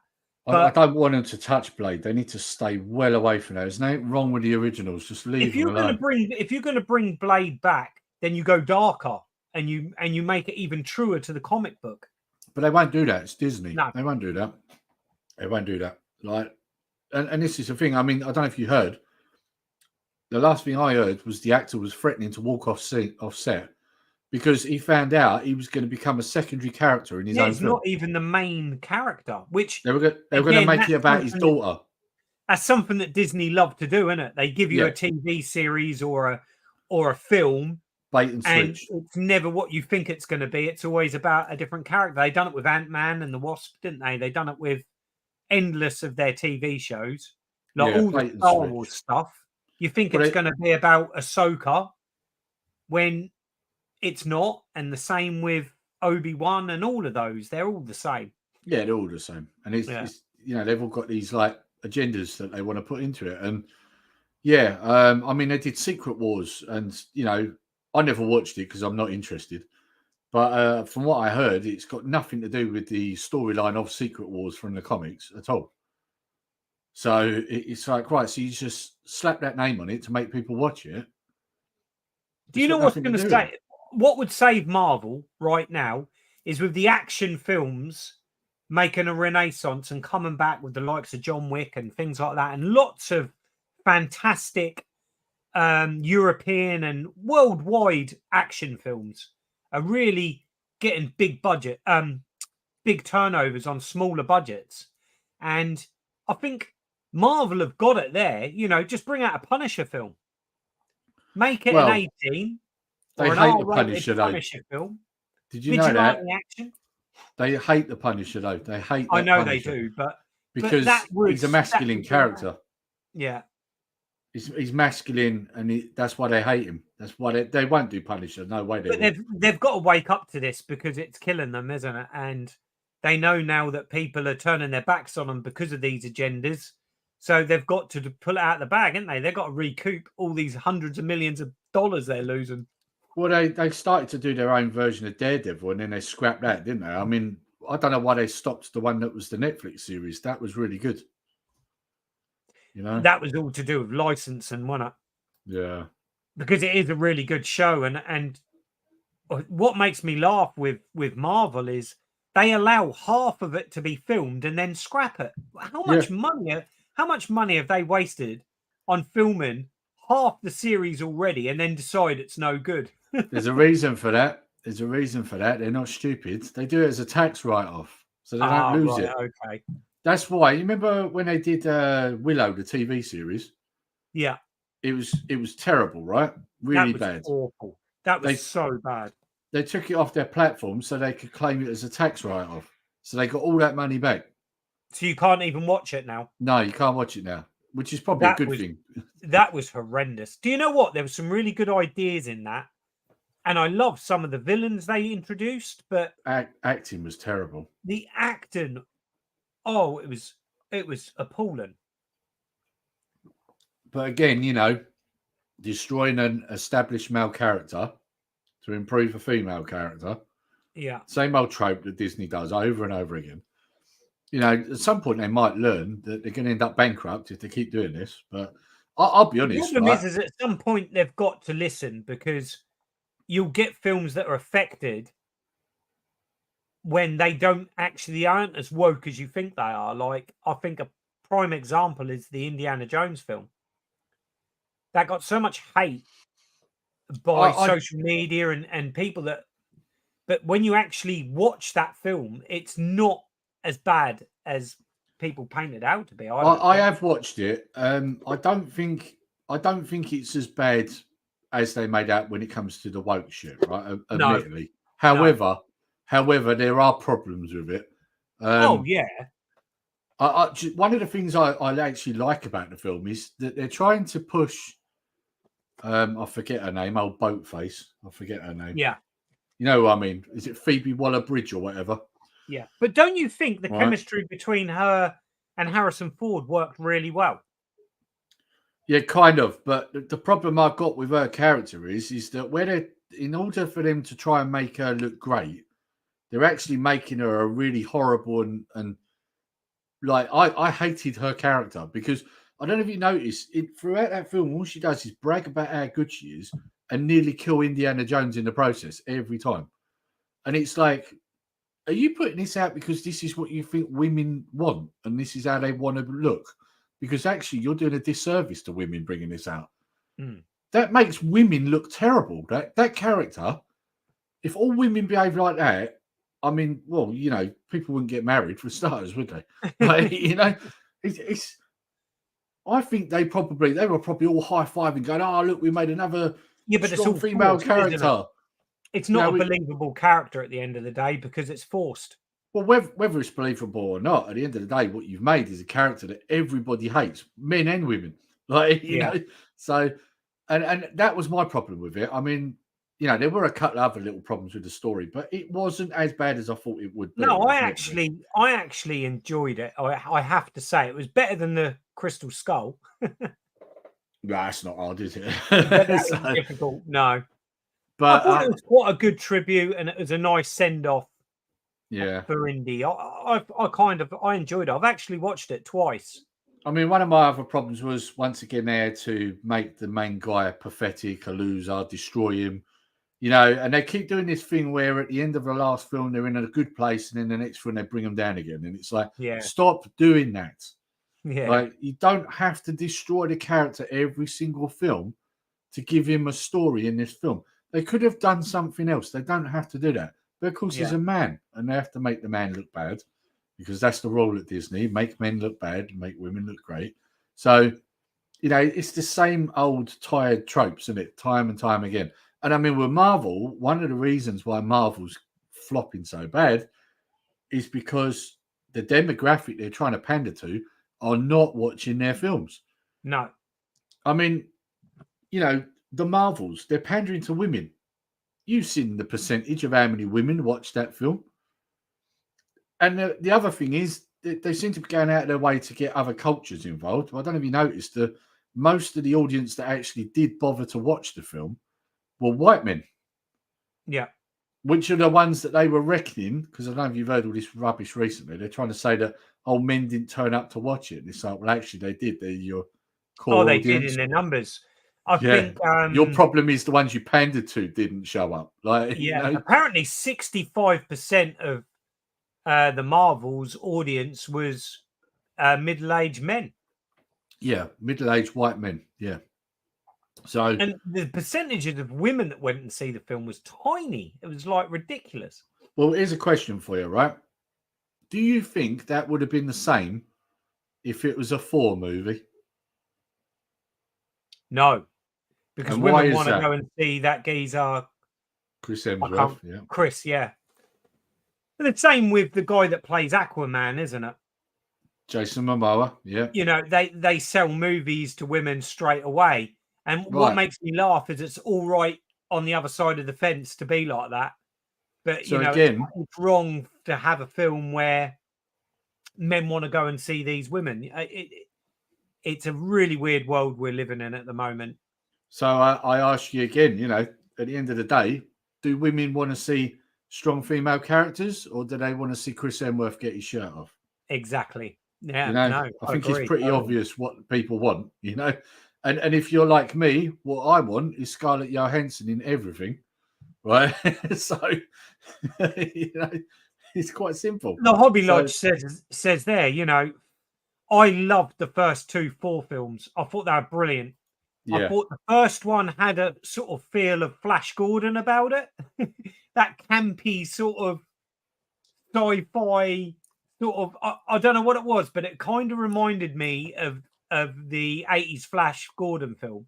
mm, And then the sequel I really enjoyed, Ragnarok, but I haven't even watched the other one because everyone's told me it's just awful. yeah, he is awful. Yeah. I've not watched it, but I've seen bits of it, and I've heard. Like Connor basically told me the minute he came home, because he went and watched it with Cara. He came home and he went, "Dad, you won't like it." I was like, "Why is that?" He said, "It's woke as hell. You'll hate it. Guarantee you'll hate it." He didn't like it either. Basically, he knew that I wouldn't like it if he didn't like it. Of course, Cara enjoyed it because Chris Hemsworth with his shirt off, you know, and that's how I know that this is the case, you know. But things again, can be mixed up if they're written well. That's my argument. Like you've only got to look at Ghostbusters. Yes. I know we're not talking comic books at the minute, but Ghostbusters, they tried to reboot it with that female cast, and everyone jumped on that it was because it was female. No, it wasn't. That was so poorly written and was just unfunny. That's why that tanked. And then everyone thought Ghostbusters was dead. And along came someone that actually can write a decent story, script a great script, and completely reboot Ghostbusters with children. And that film was fantastic, Afterlife. I can't wait for the next one because I thought Afterlife was brilliant. And they brought the original characters in brilliantly. Yeah. It was like a tribute to the originals, but with a new story for a new generation of kids. And I know, like my daughter, absolutely loved that film, you know, and that's how you do something right. They've brought Ghostbusters back, and it's going to have a new generation of people appreciate it and love it. Well, I mean, I liked how they handled the Harold Ramis bit at the end. Yes. Well, I mean, throughout the entire film, but you know, the end, like the way they did it, I thought it was really good. And I got to be honest, that bit at the end, you know, when she's fighting off Gozer and then he comes on and he grabs her arm, don't he? Yeah. And I was like, wow, they actually did it. They put him in it. They CGI'd him in. And it was a good ending. Like, you actually felt something when you watched that film. Yeah. You know, whereas you watched that 2016, it was like, man, what is this? Like, you know, it's such a hollow film. And like you say, not funny at all. Like, the biggest part about Ghostbusters is it's serious, but it's also really funny. You've got to have that blend, you know? One of the greatest comedies, you know, I just loved the original Ghostbusters and Ghostbusters 2. It's a fantastic film as well. Yeah. And they kind of sort of lost that. They kind of tried to make that the one sort of 10 years ago more about Scooby-Doo than they did the Ghostbusters. Yes. I felt. It did look, didn't it? Very much like luminous greens and it did. Really Scooby-Doo looking. Yeah, really was. Yeah, you're spot on with that because I remember saying something similar to Connor. Yeah, it was really bad. But you know, these people, you know, Disney have got to look and see why these films are doing well. The same with the Mario Brothers film. You know, that is absolutely smashed. That one film, I think, has smashed the last 4 Disney Pixar films put together. Right, now let me explain to you how that one's worked, right? Now, this is the thing. When you look at all these other films they're doing at the moment, belittle the man to make the woman look great, get your messaging. Right, now, if you watch Mario, now this is the difference, right? The Japanese culture will never allow that to begin with, right? Because you know how Japanese culture is. The man is the head of the family as far as they're concerned, right? And they'll never do this woke shit. They won't. They refuse. Now, the difference with what they did here was that they managed to do a story where technically the female character is the better character, but they've done it in the story and it makes sense because she's grown up there, and Mario hasn't, and he's learning how to be a hero. So at this point, he's lesser powered than she is. That makes perfect sense to the story. And that's the point, right? If done right, if the story's put first before the agenda, I've got no issue, as long as it makes sense. And that's the problem with this new stuff, it doesn't. You know, when you got a 120-pound woman beating the crap out of a 200-pound bloke, that's just not going to happen. I'm sorry, but it isn't. Right? You know? So this is the thing, you know, you've got to find a way. Like, for example, I watched something recently. I forget what it was now. It was an action movie of some sort. But the woman gets the better of a bloke. And the way she does it is by using things around her that she's throwing at him in order to get him off balance and then knock him to the floor and then pummel him, you know? And it's like, yeah, see, now that makes sense. She's took advantage of the situation she's in to overpower him. But even then, she's got a bit of a kicking. So it makes it realistic because that, you know, essentially the man's stronger, so it would be harder for her to take him out.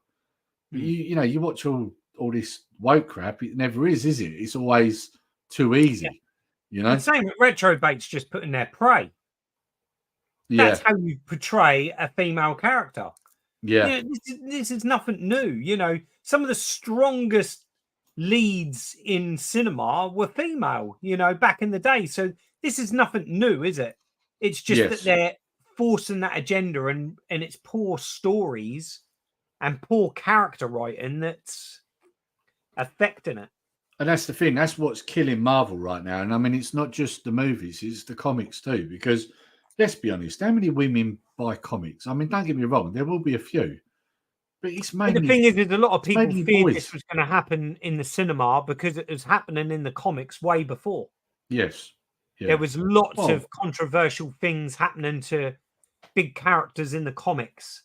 I wish I had much. I wish I had one of the new comics to hand because I would show you the cover and you'd look at it and you go, yeah, that's why that's not doing well. Like honestly, they're terrible. They're terrible. Yeah.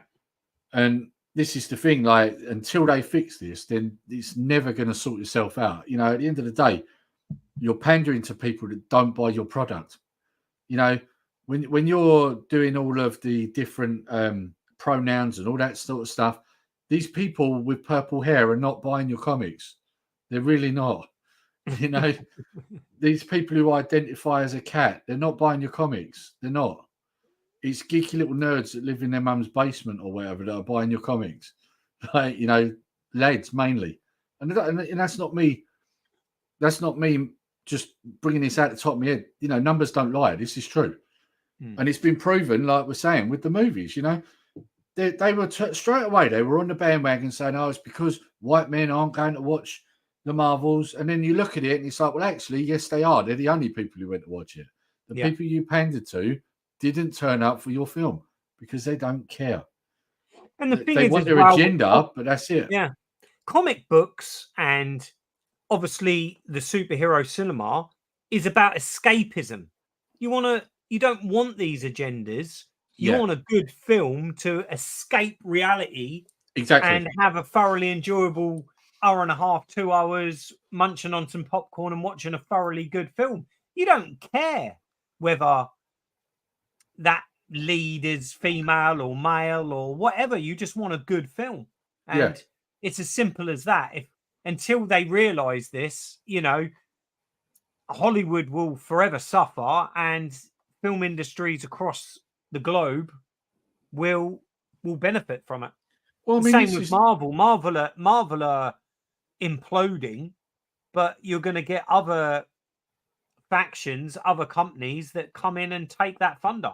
Well, you already are. I mean, there's a company at the moment. Like I said earlier, I watch Hill versus Babyface and Nerdrotic. They do a stream together called The Real BBC, which is basically they talk about whatever, but while they're talking, they tend to like basically it's named after bagging and boarding your comics. That's why it's called The Real BBC.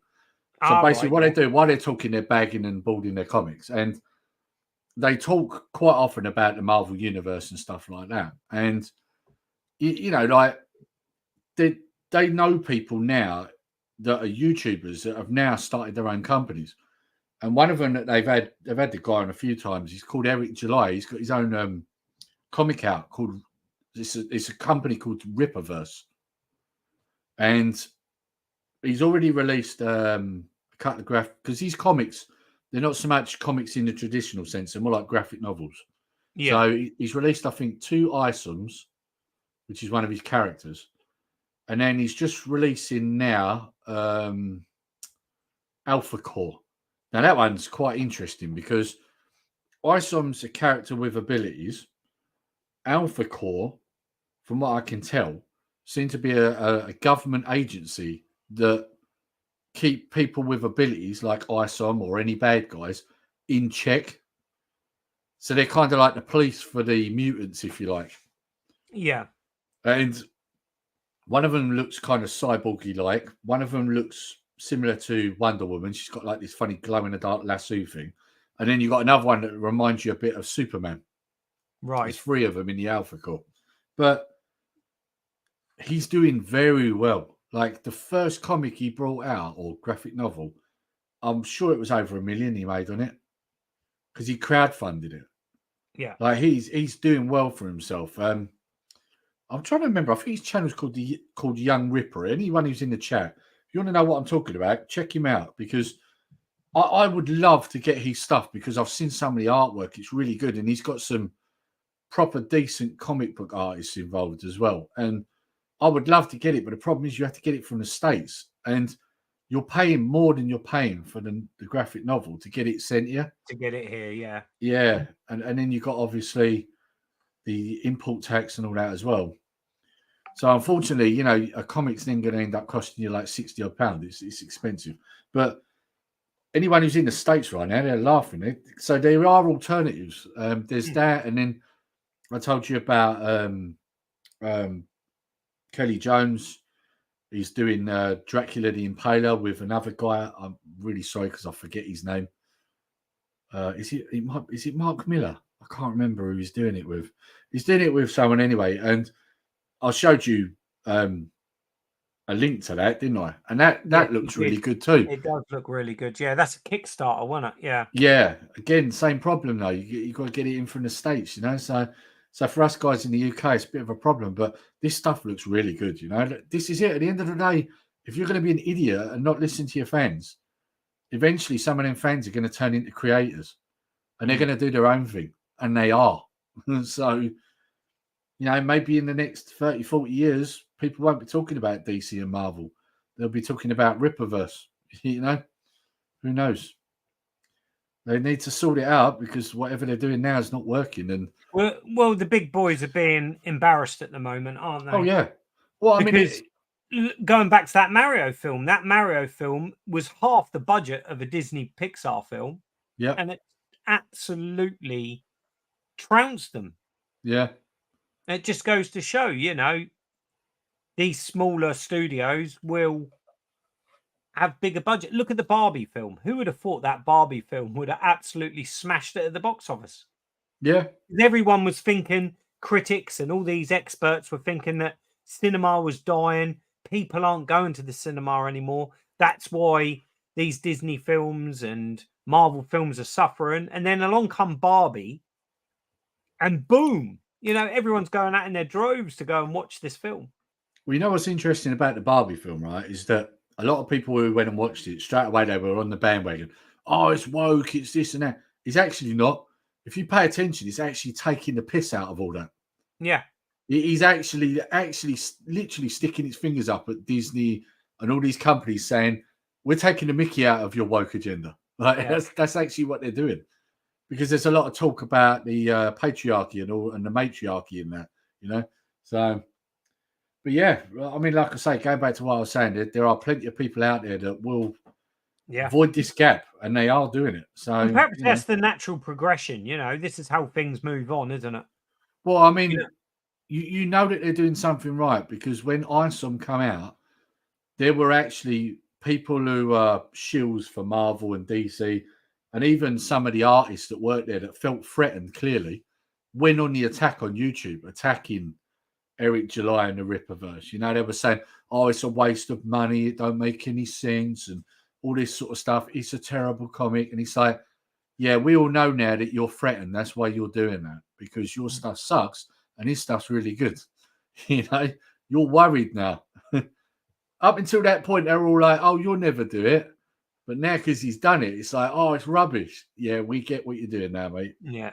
You know?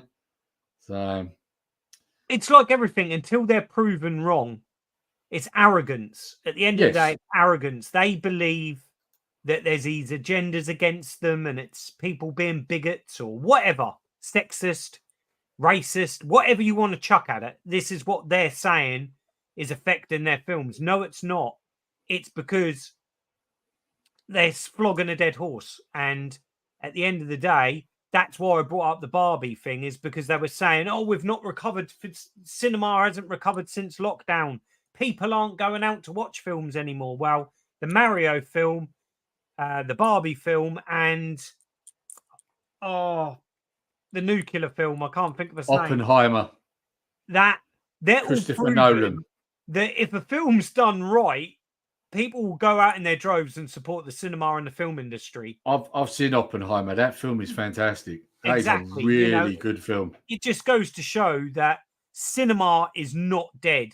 It just needs a kick up the arse and get creative directors, script writers, and pay the bloody money to them people to make these decent films, instead of wasting millions on actors. You know, Hollywood now is just so saturated with the same actors in everything.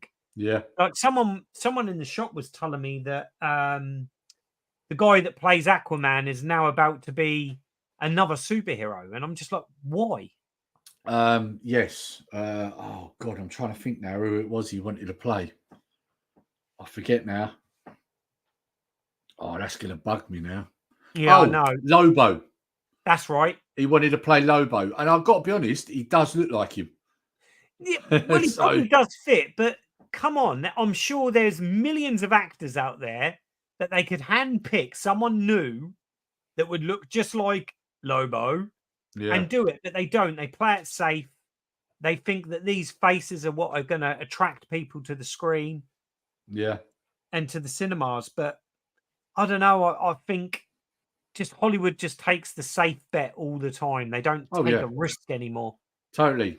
But I don't want to get too much into this because, as you know, I've got a stream coming up next week with with Hobby Lodge and obviously Chef, and that's no late fees. And we're going to be talking about this very thing. Is the action movie genre coming back? Because it is definitely coming back. And we're going to literally deep dive into that because I've been looking at the numbers and that, and yeah, it would definitely suggest that's the case. But that is something that we'll definitely cover on that. I don't know about you, mate, but I'm thinking maybe wrapping it up here. Yeah, no, definitely, mate. Yeah. Yeah. What is the time? We've probably gone over time, haven't we? Coming up on 2 hours. So yeah, we ain't done too bad. Oh, hello. Techley's just chimed in with I want to see Godzilla -1. Yeah. Yeah. There's another one out as well called Monarch. They're doing two different things with Godzilla at the moment. I was going to say, isn't there a TV series on Apple that's supposed to be really good? Yeah, Monarch it's called. Yeah. Well, you're still going. Yeah, well, we're just finishing up. Deadpool 3, yes. Hopefully it will get us back on track because it's going to have Wolverine in it, obviously. I've been out here and only just got back. You'll have to go back to the beginning, Skelly, because we're just about to wrap it up, mate. Deadpool is probably one of the saving graces, really, of the Marvel superhero sort of films. Well, the thing is, he was always destined to play that character, let's be honest. I mean, when you watch Blade Trilogy, you know, he was the perfect guy to play Deadpool because he's being Deadpool almost in that. Yeah. You know, like when they're saying, where's the tracking device? And he's going, in my left arse cheek. Like, you know, he's almost Deadpool in that. Just goes to show how bad the film The Wolverine was because the Origins Wolverine movie managed to somehow ruin Deadpool in that. You know, so because he played him in that and it was terrible, wasn't it? So yeah. But anyway, we're going to wrap it up here, guys. Before we do go, Scott, what have you got coming up on your channel? I've got a follow-up video to the Atari Plus. Like I said, I'm going to be doing some more with the compatibility issues with it. Yeah. I've also got Spectrum Spectacular that I desperately need to get done because it's been a couple of months and I have got so much to show. So there'll be one of them real soon too. Cool. I have got a unboxing of a Eagle Moss Cylon Centurion that I want to do a video on my collectibles channel, so that'll be coming. I've got my own top 10 of sci-fi movies coming out probably Sunday. I've also got, I want to do a review on the Miu Mini Plus at some point, so that'll be coming. I mean, I'm interested to see that. I want to see what you think of that. Yeah, I want to try and fit that in if I can before Sunday, but we'll see. And then next Wednesday, I've got No Late Fees, where we will be talking about the comeback of action movies. So, and that'll be at 8 o'clock. So, yeah, I'm going to be busy. I've got some time off work, so I'm making use of it. So yeah. Right, okay. I think we'll hit the outro and get out of here, Scott. What do you reckon? Yeah, let's go for it. Right, here we go. See you later, guys. Thanks for tuning in. See ya.